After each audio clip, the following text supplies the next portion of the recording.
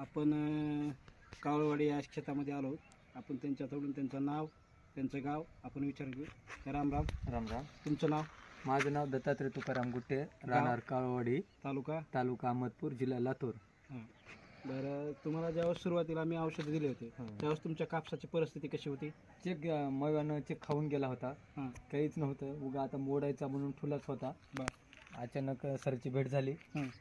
आणि हे औषध दिले.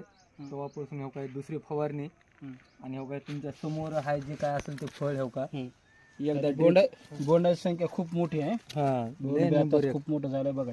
1 2 3 4 5 6 7 8 9 10 11 12 12